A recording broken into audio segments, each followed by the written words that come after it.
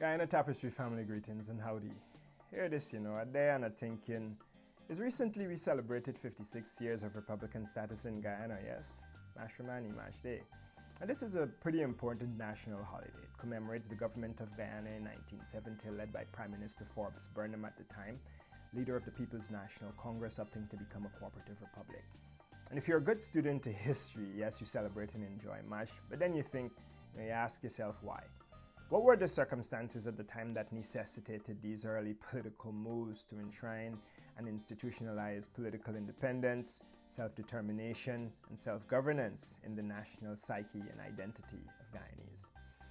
Did you know that Guyana is the first CARICOM nation to adopt a republican constitution? Of the 4 CARICOM countries that gained independence from British colonial rule at the end of the 1960s, Jamaica and Trinidad and Tobago in 1962 and Guyana and Barbados in 1966, these same 4 nations would later come together to formalize the establishment of the Caribbean Community, CARICOM, in 1973. But it was Guyanese political leadership alone who showed the foresight and gumption to opt for republicanism. Why? Now, before we go too far, let's quickly review what it means to be a republic. According to Dr. Paul Dehart, a professor of political science, the term republic originates with the Latin phrase res publica, meaning public thing, and it refers to a state or nation where political power essentially rests with the public through their political representatives. It's a political order whose head of state in more modern times is a president, and where power lies with the citizens who are entitled to vote for officers who represent them, their interests, and are responsible to them. Today, the United States offers perhaps the most visible and familiar and arguably illustrative an example of what a contemporary republic is. So now back to the initial question. Why did Guyana opt to become a republic? 4 years after independence was won in 1966, full sovereignty and mental emancipation from Guyana's colonial past had not been fully achieved. Cooperative republicanism was considered an expression of Guyana's historical and psychological makeup. It was grounded in a vision for the collective development of all Guyanese. So let's look at 3 quick reasons why Guyana became the cooperative republic. 1. Full sovereignty. Becoming a republic allowed Guyana to replace the British monarch as the head of state with a Guyanese president, effectively severing all remaining constitutional ties to the British crown while remaining within the Commonwealth. 2. Mental and cultural emancipation. Burnham argued that despite independence in 1966, the Guyanese people remained psychologically linked to the British monarchy. And moving to a republic was seen as a necessary step for intellectual emancipation and to end that colonial mentality, the colonial veneration, and that sense of dependency. And 3, establish economic independence and a national ideology. The government introduced corporatism as a national ideology. This was intended to provide a unique Guyanese alternative to both capitalism and communism, aiming to give the quote-unquote little man a greater role in the economy through collective effort. It aimed to move away from foreign dependencies and to a more socialist cooperative model. Now, this move did not come without internal and external political pushback. Internally, Dr. Cheddi Jagan, then leader of the opposition, the People's Progressive Party, PPP, opposed the move, criticizing the 1970 proclamation of the Republic as a hoax and a fraud. Jagan reportedly described the rapid shift to a republic as a power grab by the PNC to consolidate power, enforce authoritarianism, and exclude his majority from governance.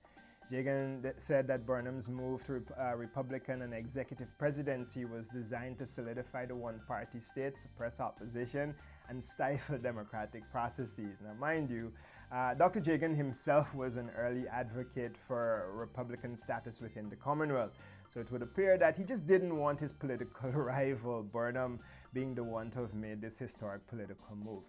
But from a more broader and regional hemispheric perspective in the US-Guyana relationship, in 1970, the U.S. position on Guyana becoming a republic was mostly driven by Cold War concerns to prevent a communist takeover of leadership hostile to U.S. interests in the region. The U.S. supported Burnham because he was seen as an alternative to Jagan. Jagan was believed to have had more communist and Marxist leaning, and so while stability was a broader goal, Guyana was viewed with limited strategic importance.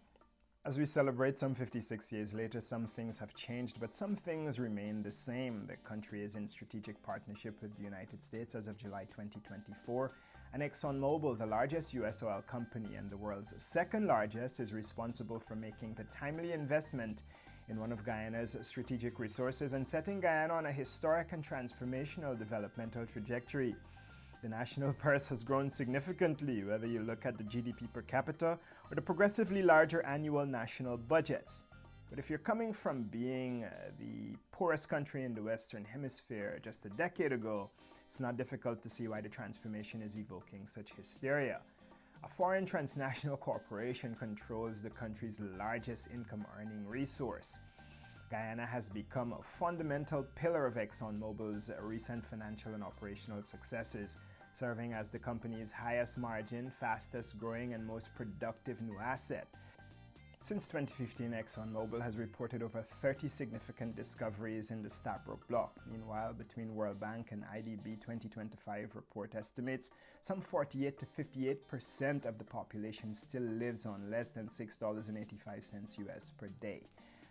Poverty, still. Is there development?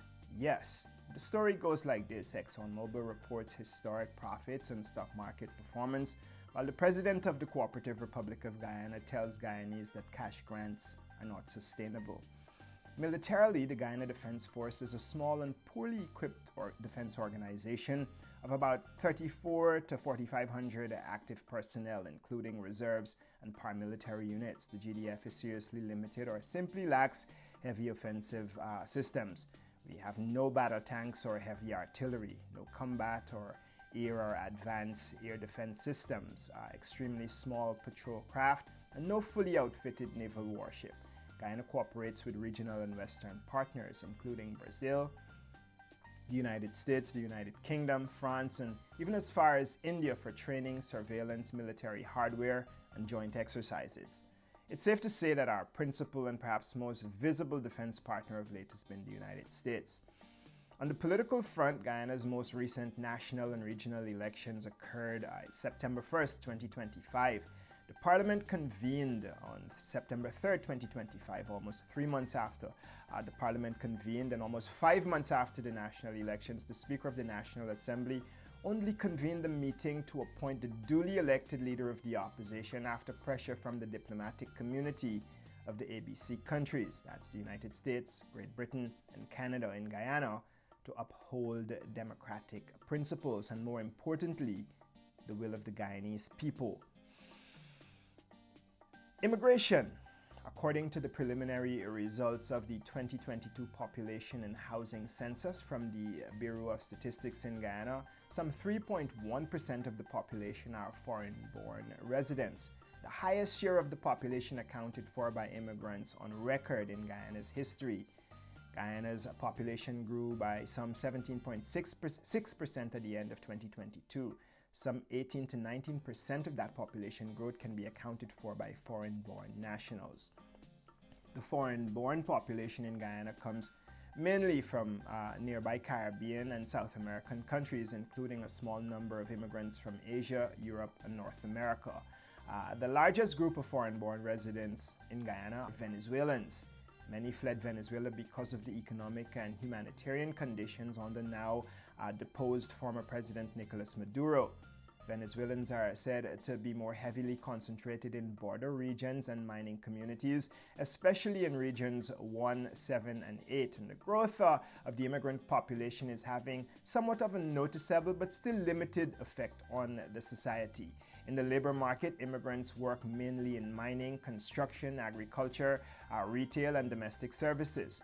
Politically, the effects could be seen in the results of the last national and regional elections, with the partial redrafting of the electoral map and the observations made by the election observer missions about the important amendments made to 3 key pieces of legislation that made it easier for immigrants to obtain legal status in Guyana.